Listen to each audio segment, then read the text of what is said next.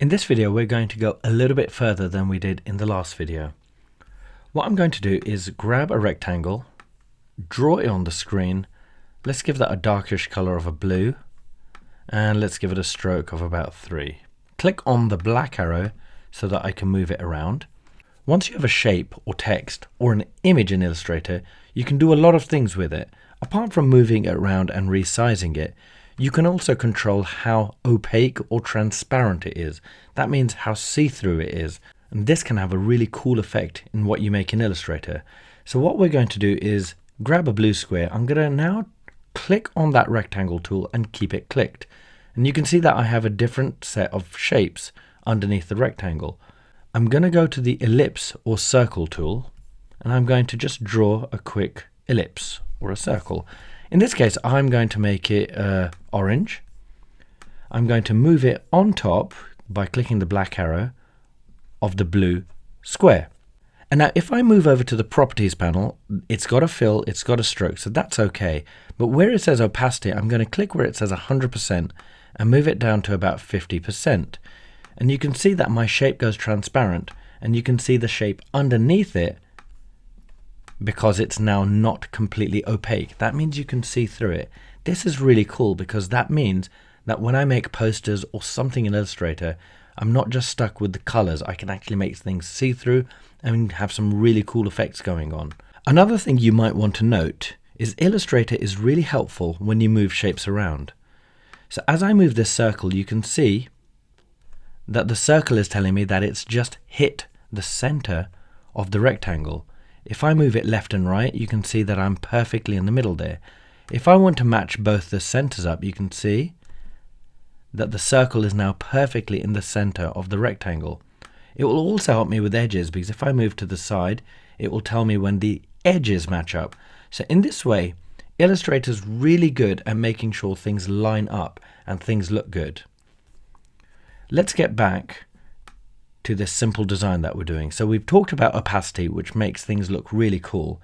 What I would like to do now is copy and paste an image from the internet into Illustrator. I've got a Creative Commons search here, and this is a good way of grabbing pictures off the internet and not have to worry about whose picture you're using or what permission you need. I'm going to search for a guitar, and as I go down, although this isn't a guitar, it's a bass guitar, I really love this photo. So I'm going to click on here. Now we know that Google doesn't let you view the image anymore, so we're going to have to go directly. And you can see that this is a great website called Pexels, and they have pictures that are free, so it's free for personal and commercial use. So I'm quite happy to use this without worrying about whose permission I needed to get it. I'm not going to download it. I'm just going to go right here, right click, and I'm going to copy that image directly. I'm going to go back to Illustrator, and I'm going to paste it in.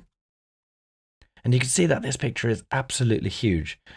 So I'm going to just zoom out, and I'm going to now resize this picture so it fits inside my poster. You can see that my poster is this black line here. And what I'm going to do is, first of all, I'm going to do it wrong. So I'm going to resize the base just by doing this. And you can see that already I've messed it up because I didn't really think about how I was resizing. So let me just undo those 2 steps. And this time I'm going to resize, but as I resize, with my hand, I'm going to click on the Shift button on my keyboard, and I'm going to keep it pressed. And now when I resize the picture, I'm not allowed to squash it or do anything to it.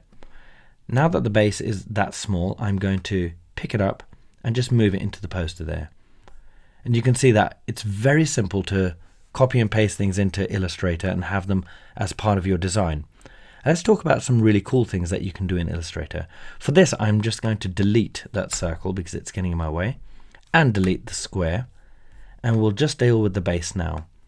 And what I'm going to do is, if I zoom in a little bit, we know that we can resize like this. We know that we can move it just by clicking on it and dragging on it. But what we can also do while the black arrow is pressed is take our mouse to the corner and just keep going until you see that symbol, which is our rotate symbol. Click on the mouse and drag, and now we can rotate things how we want to. So that's yet another thing we can do in Illustrator to make things look interesting.